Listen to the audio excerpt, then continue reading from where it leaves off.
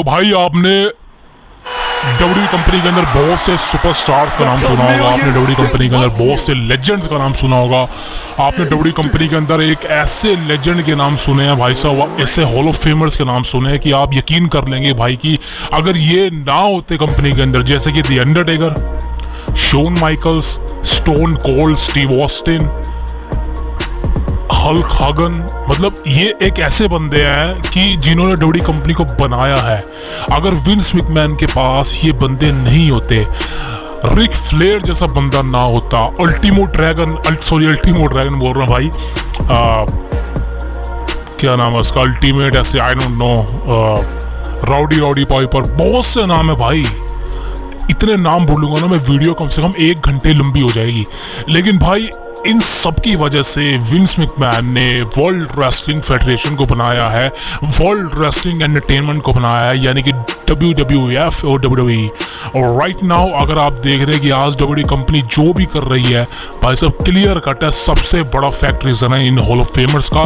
Because अगर ये सब एक वक्त पर अपना 100% कंपनी में नहीं देते तो आज अब डब्ल्यू कंपनी को कभी भी नहीं देख पाते। बिकॉज मैं आपको चीज़ बताता हूँ, 1997 में 1997 में WCW कंपनी ने भाई WWE को पूरी तरह से रेटिंग के मामलों में, व्यूअरशिप के मामले में, टिकट सेलिंग के मामलों में, अरीना के स्टेडियम कैपेसिटी के मामलों में पछाड़ के रख दिया था। यानी कि WCW कंपनी ने डिफीट कर दिया था WWF को। और आपको पता है भाई साहब, विंस मैकमैन इस चीज से बहुत ही ज्यादा अपसेट था, उसका दिमाग तो यहाँ तक था कि वो उस समय WWF को पूरी तरह से बंद करने वाला था। लेकिन अनफॉर्चुनेटली भाई भगवान सबका साथ देता है और यहीं पर एंट्री होती है स्टोन कोल्ड स्टीव ऑस्टिन की। भाई ये बंदे ने दोस्तों, और ये क्या बोलूं इस बंदे के बारे में यार, ये बंदा नहीं है, ये बंदा एक ऐसा लेजेंड है भाई। इस बंदे ने कंपनी को जो संभाला है, इस बंदे ने कंपनी को जो एक ऊंचाइयों से उछाला है भाई, वो कोई भी नहीं कर सकता। दिस इज वाई मैं हमेशा से आपको ये बात कहता हूँ कि भाई अगर स्टोन कोल्ड स्टीव ऑस्टिन ना होता तो भाई WWE कंपनी यानी कि WWF कंपनी कभी भी बचती नहीं। वो कंपनी जो एक एट ए टाइम आज के समय में राज कर रही है पूरी प्रोफेशनल रेसलिंग इंडस्ट्री के अंदर, वो कंपनी कभी भी सरवाइव नहीं कर पाती अगर स्टोन कोल्ड स्टीव ऑस्टिन जैसा सुपरस्टार इस कंपनी में डेब्यू नहीं करता। तो ये बात रही 1997 की, किस तरह से WWE कंपनी ने WCW कंपनी को हराया, पछाड़ा, डिफीट करा with the help of none other than Stone Cold Steve Austin, the Hall of Famer, the rattlesnake, the 316, amazing deal, amazing. लेकिन दोस्तों एक ऐसा बंदा था कंपनी में, आई एम सॉरी है, था बोल रहा हूँ, गलती हो गई भाई, है मतलब ये एक ऐसा लेजेंड है, अब तो ये हॉल ऑफ फेमर भी है, कि अगर ये बंदा ना होता तो भाई आज के समय में आपको टॉप डब्ल्यू कंपनी में सुपरस्टार देखने को नहीं मिलते। आज के समय में 2 सुपरस्टार इस समय डब्ल्यू कंपनी में राज कर रहे हैं, डब्ल्यू कंपनी को एक अनदर लेवल पहुंचा है। ये सुपरस्टार कभी भी ना होते अगर ये बंदा ना होता। और ये कौन है? ये none other than the advocate, the manager, the wise man, the best friend, Paul Heyman, and now he is a hall of famer. So दोस्तों आज की वीडियो में पॉल हेमन के बारे में भाई पूरा बात करने वाले हैं, मजा आने वाला, आपको हिस्ट्री बताने वाला हूँ अब तक क्या चलने वाला है, और भाई पॉल हेमन ने किस किस का करियर एक डाउन से लेके हाई तक पहुंचाया है। भाई साहब किस बंदे का करियर पॉल हेमन ने संवारा है और वो कौन सुपरस्टार है, अगर पॉल हेमन उनके साथ ना होता तो कभी भी इतने सक्सेस, कभी भी सफलता डब्ल्यू कंपनी की तरफ नहीं पा पाते हैं। Right now the video starting guys, so please subscribe the cult of wrestling. भाई सब्सक्राइब कर लो, मेरे को समझ नहीं आता भाई, आपके लिए इतनी मेहनत करते हैं भाई, आप दूसरों को सब्सक्राइब करते हो ना यार, एक आप सब्सक्राइब कर दोगे भाई क्या चला जाएगा आपका यार, फ्री को सब्सक्राइब करना है भाई, मेरे एक बटन दबा दो यार, वीडियो आप रोज देख लेना भाई, नहीं पसंद आई अनलाइक मार दो यार, लेकिन सब्सक्राइब तो करो भाई, कोई रिएक्शन तो दो मेरे को यार, आपके लिए वीडियो बनाता हूँ यार, सब्सक्राइब करा दो भाई, 1000 सब्सक्राइबर पूरे करा दो मेरे भाई, कुछ तो मेरे यार मोटिवेशन दिलवाओ मेरे को मेरे भाई। तो thank you very much guys, please. So दोस्तों देखिए पॉल हेमन के बारे में बात करें। पॉल हेमन, आपको पता है पॉल हेमन ने भाई किन किन का करियर हाई तक पहुंचाया है, पॉल हेमन ने किस किस को एक ऐसा सुपरस्टार बनाया है जो कोई भी इमेजिन नहीं कर सकता था। नंबर 1 पर बात करना चाहूंगा दी अंडरटेकर के बारे में। आप कहेंगे भाई अंडरटेकर कब से पॉल हेमन का गाय हो गया? भाई आपको मैं याद दिला दूं दोस्तों, अंडरटेकर पॉल हेमन गाय है जी हाँ, ये बात है 1989 की, यानी कि 1989, जब अंडरटेकर अपना एनडी शोज पर काम करता था। उस समय पॉल हेमन स्पोर्ट्स को प्रमोट करता था, यानी कि पॉल हेमन स्पोर्ट्स एंटरटेनर था। वो जाके अलग अलग एंडीज कंपनी के अंदर सुपरस्टार को छानता था और देन उसके बाद वो विंस मैकमैन वाली कंपनी यानी कि WWF के अंदर उनको साइन करता था। और अंडरटेकर उन्हीं में से एक था। उस समय अंडरटेकर एक नॉर्मल गाय था, उसका नाम था मार्क कैलवे, और उसके ऊपर कोई टैटू भी नहीं था अंडरटेकर के ऊपर। और आपको पता है पॉल हेमन ये बंदा था जो अंडरटेकर को एक एंडी शो से उठाकर WWF के अंदर लाया था और विंस मैकमैन से बुलाया था। और विंस मैकमैन ने अंडरटेकर को पहली नजर में साइन कर लिया था। और उसके बाद दोस्तों पॉल हेमन की वजह से ही अंडरटेकर इस कंपनी में आया था। और आपको पता है पॉल हेमन ने शुरुआती दिनों में अंडरटेकर का साथ भी दिया, लेकिन जब अंडरटेकर का कैरेक्टर अंडरटेकर यानी कि डेडमैन वाला कैरेक्टर उसको दिया गया और उसके बाद पॉल हेमन ने उसका साथ, मतलब साथ छोड़ना तो नहीं कहूंगा, विंस मैकमैन ने पॉल हेमन को उसके साथ अलग कर दिया, बिकॉज कहीं ना कहीं द डेडमैन वाला कैरेक्टर उसके ऊपर सूट कर रहा था अंडरटेकर के ऊपर। और आपको पता है अंडरटेकर का मतलब एक डेडमैन होता है और द डेडमैन के ऊपर कोई मैनेजर नहीं होता। वो अलग बात है कि पॉल बैरर को उसका मैनेजर बनाया गया, एक तरह से उसका फादर बनाया गया, वो अलग चीज होती है। लेकिन पॉल हेमन ही वो बंदा था जो अंडरटेकर को ढूंढ के लाया है। और पॉल हेमन की बदौलत ही भाई अंडरटेकर आज आपको एक ऐसे हॉल ऑफ फेम करियर में देखने को मिला है। आप देखिए, मैं ये नहीं कहूंगा कि अंडरटेकर ने जो भी किया वो पॉल हेमन की वजह से ही हुआ, ऐसा नहीं है। पॉल हेमन ने अंडरटेकर को रास्ता दिखाया, लेकिन उस रास्ते पर अंडरटेकर ने मेहनत करी अपने दम पर, और आज Undertaker as a hall of Famer है। आपको पता है भाई साहब कमाल का काम किया है। और पॉल हेमन की वजह से ही अंडरटेकर जो है WWF कंपनी में आया था। इसके बाद दोस्तों अगला नाम है स्टोन कोल्ड स्टीव ऑस्टिन। जी हाँ, स्टोन कोल्ड भी पॉल हेमन गाय है। स्टोन कोल्ड भी एंडी शोज पे काम करता था और स्टोन कोल्ड स्टीव ऑस्टिन को ही पॉल हेमन ने WWF कंपनी के अंदर लाया था। और ये सबसे बड़ा डिसीजन था, यहाँ तक कि 1997 में जब स्टोन कोल्ड की वजह से भाई रेसलिंग इतनी एंटरटेन हो गई थी देखनी, WCW कंपनी परेशान हो गई थी भाई कि एक इकलौता सुपरस्टार है जो विंस मैकमैन के साथ फ्यूड करने पर इतना ज्यादा गेन कर रहा है और जिसने हमारी कंपनी को पछाड़ के रख दिया। हमारा शो मंडे नाइट वॉर, जो मंडे नाइट नाइट्रो था, यानी कि जो रो का शो था, यानी कि मंडे नाइट रो, उसने डिफीट कर दिया गया था मंडे नाइट नाइट्रो को, बिकॉज भाई WCW कंपनी परेशान हो गई थी कि ये बंदे ने पूरा पछाड़ के रख दिया। और ये किसकी हेल्प से हुआ है? None other than Paul Heyman की, बिकॉज पॉल हेमन उस समय ECW नाम की कंपनी में काम करता था, उसका मालिक था, एक तरह से ओनर था।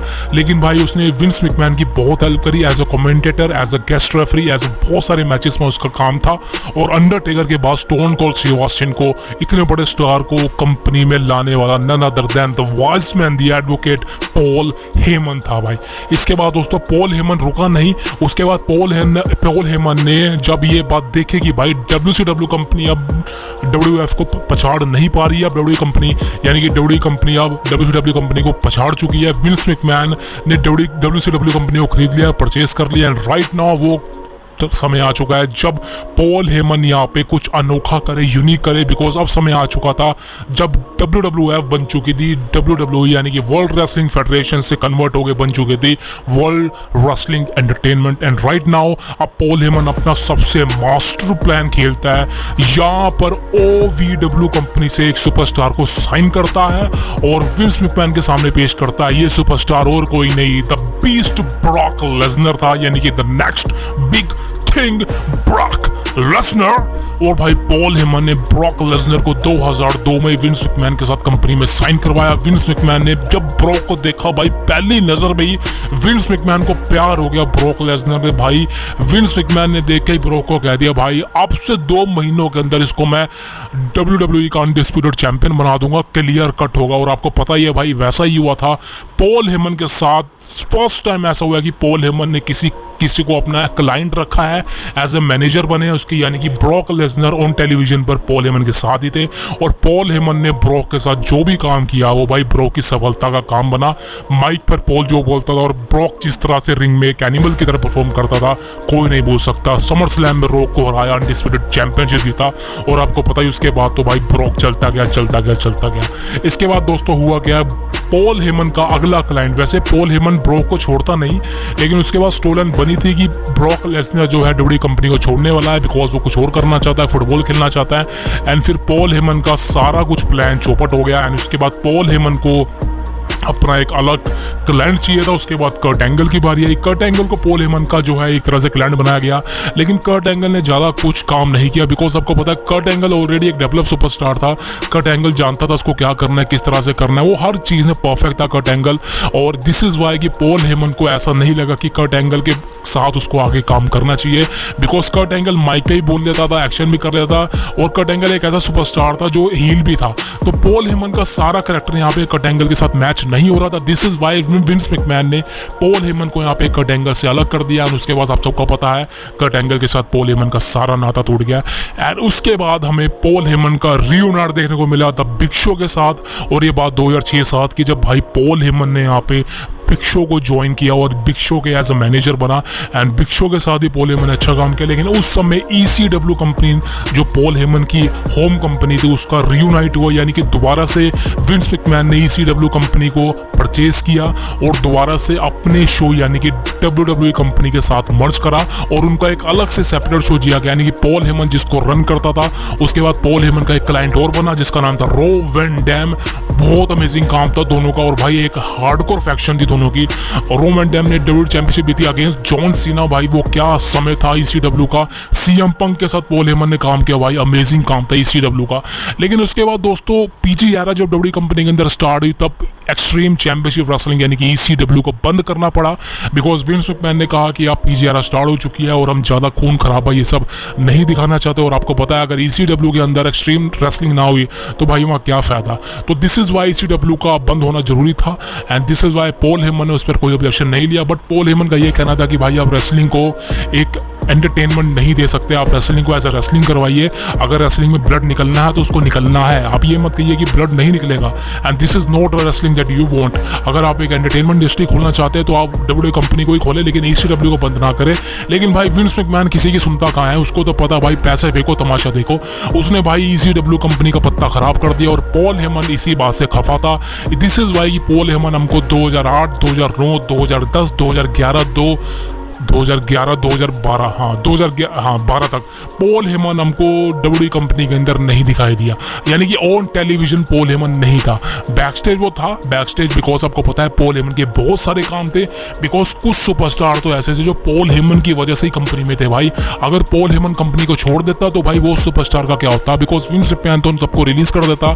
तो this is why Paul Heyman backstage थे। लेकिन 2012 में जब बीस्ट ब्रॉक लेसनर की UFC के बाद WWE कंपनी की एंट्री होती है आफ्टर 8 लॉन्ग ईयर्स, वहां पर ब्रॉक लेसनर को ज्वाइन करते हैं एक नए रोल में उनके पुराने दोस्त, उनके पुराने मैनेजर। लेकिन इस बार वो मैनेजर नहीं, as an advocate Paul Heyman join करते हैं ब्रॉक लेसनर को। इस बार ब्रॉक लेसनर एक अलग मैसिव कंडीशन में थे और उनकी राइवलरी आपको पता ही है भाई। उसके बाद आपको पता है भाई Brock Lesnar versus triple H हुआ एंड पॉल हेमन भाई ब्रॉक के साथ एक चिपक सा गया। पॉल हेमन ने यहाँ पे ज्वाइन करा द बीस्ट ब्रॉक लेसनर को, और भाई एक ऐसी जोड़ी इनकी बनी है कि मैं आपको बता नहीं सकता। और हाँ, एक सबसे जरूरी बात है, इसी बीच में पॉल हेमन ने यहाँ पे अपना एक ऐसा क्लाइंट बनाया जिसको हम आज तक नहीं भूले हैं, बल्कि क्लाइंट नहीं, एज अ बेस्ट फ्रेंड। कौन था? None other than the best in the world, the biggest superstar, the biggest professional wrestler in the world, CM Punk। भाई पॉल हेमन ने यहाँ पे CM पंक के साथ क्लाइन किया और CM पंक उस समय इतने ज्यादा हाइप पर था, WWE चैंपियन था भाई, मैं आपको बता नहीं सकता। पॉल हेमन ने CM पंक को as a best friend announce किया और उनको ज्वाइन किया। और भाई जितना मजा, भाई देखा जाए तो CM पंक और पॉल हेमन की जोड़ी ज्यादा लंबी चली नहीं, करीबन 1 साल इनकी जोड़ी चली है। 1 साल भी नहीं, मैंने आई थिंक ज्यादा कह दिया, 1 साल से भी कम, 8 महीने तक, 10 महीने तक आप कह सकते हो। लेकिन भाई जो मजा इनकी जोड़ी में हमको आया है भाई, मैं आपको बता नहीं सकता जी। मैं यार, आप जाके देखो मेरे भाई, आप WWE कंपनी के YouTube चैनल पे जाओ और CM पंक और पॉल हेमन के सेगमेंट देखो भाई, दोस्ती वाली, ऐसा मजा आ जाएगा ना, मैं आपको बता नहीं सकता भाई। और उसके बाद दोस्तों पॉल हेमन ने कंटिन्यू किया as a Brock Lesnar advocate, और भाई हमको ये जोड़ी 2012 से लेके 2020 तक देखने को मिली। लेकिन अनफॉर्चुनेटली 2020 के बाद आपको पता है पॉल हेमन ने ज्वाइन किया रोमन रेंग्स को, और उसके बाद Roman Reigns, Paul Heyman, wiseman, आपको पता है वो तो एक अनफॉरगेटेबल थिंग है। तो यहाँ पर दोस्तों पॉल हेमन ने ब्रॉक लेसनर हो गया, सीएम पंक हो गया, रोमन रेंस हो गया, बिकॉज सही कहूँ अगर रोमन रेंस के साथ पॉल हेमन नहीं होता तो रोमन रेंस को कोई नहीं याद करता। रोमन रेंस आज भी वो पुराने वाले गिमिक में होता, कोई उसको रिमेंबर नहीं करता, बिकॉज आपको पता है जिसके साथ पॉल हेमन जुड़ जाए एक बार भाई उसका तो भाई साहब हाई पर जाना कंफर्म है।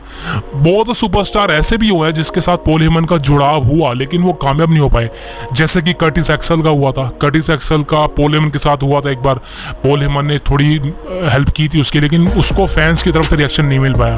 दूसरा नेम था रायबैक का भी देखा जाए तो पॉल हेमन के साथ थोड़ा बहुत हुआ था लेकिन उसको जो है रिस्पॉन्स नहीं मिला। उसके बाद अगला नेम बता दूं, ये है नन अदर देन भाई सिजारो का, एंटोनियो सिजारो, आपको पता ही होगा। इसका भी एक अच्छा रन था 3 महीनों का, लेकिन उतना ज़्यादा कामयाब नहीं हो पाया जो ब्रॉक के साथ, पंक के साथ, रोमन के साथ हुआ है। सो देखा जाए तो पॉल हेमन के 3 ऐसे क्लाइंट हैं जो मतलब कोई नहीं बोल सकता, और सही कहूँ तो विदाउट पॉल हेमन ये तीनों एग्जिस्ट ना करते। सीएम पंक को मैं इस लिस्ट से बाहर रखूंगा बिकॉज देखा जाए तो 3 बंदे कौन से हैं, सीएम पंक है, ब्रॉक लेसनर है, रोमन रेंस है। लेकिन अगर बात करें हम विदाउट पॉल हेमन सर्वाइव ना कर पाते तो वो है ब्रॉक लेसनर और Roman Reigns, because Brock Lesnar पता है आपको, ब्रॉक लेसनर माइक पे उतना अच्छा नहीं बोल पाते, तो भाई पॉल हेमन ने ब्रॉक लेसनर के नाम को इतना खतरनाक बना दिया है माइक पे बोल बोल के, ब्रॉक लेसनर, ब्रॉक। भाई आप खुद सोचो कि पॉल हेमन जब ब्रॉक लेसनर ऐसे बोलता था भाई क्या दमदार ब्रॉक लेसनर के, मतलब वो लगता था खतरनाक बंदा भाई। आप खुद सोचिए भाई क्या चीज थी। एंड रोमन रेंस वो एक वॉइसमैन की तरह रोमन इसको प्रोटेक्ट किया, वो एक अमेजिंग थिंग थी। सीएम पंक को लिस्ट से बाहर इसलिए रखा है बिकॉज सीएम पंक खुद को डेवलप कर चुका था और सीएम पंक माइक पे बहुत अच्छा है, मतलब सीएम पंक कहूँ तो बहुत बड़ी टक्कर है पॉल हेमन के साथ। This is why CM Punk Paul Heyman के बिना भी सक्सेस था और पॉल हेमन के साथ भी सक्सेस था, तो सीएम पंक लिस्ट में नहीं आता। लिस्ट में 2 नाम है, लेसनर और Roman Reigns, so clear cut है। लेकिन दोस्तों I am sorry guys, so Paul Heyman ने यहाँ पे क्लाइंट नहीं बनाए, पॉल हेमन ने यहाँ पे सुपरस्टार्स को मौका नहीं दिया, लेकिन भाई पॉल हेमन ने इनकी इतनी मदद कर दी कि ये अपने आज जो है टेबल पर फूड प्रोवाइड कर रहे हैं, आज अपनी फैमिली को पाल रहे हैं और इतना ज्यादा कामयाब है। तो Paul Heyman is not a single man, he is not a wrestler, he's not a good physique, he's a fat, he's a little, लेकिन भाई अगर दिमाग के मामले की बात है, अगर एंटरटेनमेंट की बात है, अगर माइक पे बोलने की बात है तो this man is a legend. आप देख सकते हैं इस बंदे को, ये बंदे का कोई भी टक्कर में नहीं है भाई, और इस बंदे ने वर्ल्ड रेसलिंग एंटरटेनमेंट को जिस ऊंचाइयों पर पहुंचाया है, जिस तरह पहुंचाया भाई कोई नहीं पहुंचा सकता इस बंदे ने। आप खुद सोचो यार, आपको मैं छोटा सा एग्जांपल देता हूँ। मान लीजिए आपकी एक कंपनी है, आपकी उस कंपनी में आप ज़्यादा पैसा नहीं कमा पा रहे हो, आपको लग रहा है कि यार अभी कंपनी का कुछ नहीं हो सकता, अब शायद कंपनी समझ रहे हो कंपनी की नौबत वो अच्छी नहीं रही, आप एक दूसरी कंपनी में जाते हो एज अ काम करने, एज अ जॉब काम करने, एज अ पार्ट टाइम, लेकिन वो कंपनी चाह रही है कि वो आपकी कंपनी को खरीदे, तो आप क्या कहोगे, हमने आपको कंपनी खरीद लिया, तो आपने अपनी कंपनी उस कंपनी को बेच दी, लेकिन उस कंपनी ने आपकी कंपनी को उतना पुश नहीं दिया गया और एक समय पे आपकी कंपनी को बंद कर दिया, तो आपको कैसा लगेगा। आप खुद सोचो कि विंस मैकमैन ने पॉल हेमन की कंपनी ECW को खरीदा और ECW के साथ पॉल हेमन ने विंस मैकमैन ने कॉन्ट्रैक्ट किया था पॉल हेमन के साथ कि हम ECW को एक अच्छा सुपीरियर ब्रांड बनाएंगे, इसीलिए पॉल हेमन ने ECW को विंस मैकमैन को बेचा, सारे शेयर बेचे। लेकिन हुआ क्या है, विंस मैकमैन ने ECW को चलाया लेकिन उतना अच्छा नहीं चला पाया और 2 साल बाद ECW को बंद कर दिया। एंड दिस इज वाई आप खुद सोचो कि पॉल हेमन को कैसा लगा होगा, बहुत गुस्सा आया होगा, लेकिन फिर भी भाई पॉल हेमन ने वर्ल्ड रेसलिंग एंटरटेनमेंट यानी कि WWE कंपनी को छोड़ा नहीं और WWE कंपनी के साथ ही पॉल हेमन ने काम किया और इतना काम किया अच्छा कि आज वो एक हॉल ऑफ फेमर है। दिस इज वाई यहाँ पर मैं पॉल की तारीफ नहीं कर रहा हूँ, जितनी भी चीज़ें बता रहा हूँ आपको, this is a fact, this is the written fact कि आपको पॉल हेमन की डिक्शनरी हो, एज अ बायोग्राफी हो, वहां पर आपको सुनने को मिल जाएगा। और सही कहूं, he is a wise man, he is a advocate, he is a best friend, but there is only one thing that Paul Heyman ever be and this is the extreme wrestling championship. यानी कि Paul Heyman को आप एक ECW के नाम से जानते हैं, पॉल हेमन को भाई इससे बड़ी पद्धति कोई नहीं दे सकता। This is the father of ECW, this is everything. और भाई इस बंदे ने डडली बॉयज को बनाया, इस बंदे ने हार्डी बॉयज को बनाया, इस बंदे ने एज को बनाया, इस बंदे ने क्रिश्चियन को बनाया, इस बंदे ने ओटन को बनाया है, क्या क्या बोलूँ भाई, इस बंदे ने किन किन को बनाया है। बहुत ही ज़्यादा मतलब शब्द कम पड़ जाएंगे मेरे पास, but right now there is only one thing that I can say, congratulation to him, to once again to being hall of famer. Paul Heyman, you are the great. तो see you tomorrow guys, and बस यही कहना चाहता हूँ भाई, आज की video में बहुत मेहनत करी है, प्लीज़ सब्सक्राइब कर दीजिए मेरे भाई, सब्सक्राइब कर दोगे ना यार, जिसको कहते हैं ना कि मेहनत का फल दिया आपने वही कुछ होगा। तो please subscribe the cult of wrestling. आपको मिलूंगा अगली वीडियो में। बहुत बहुत थैंक यू वेरी मच।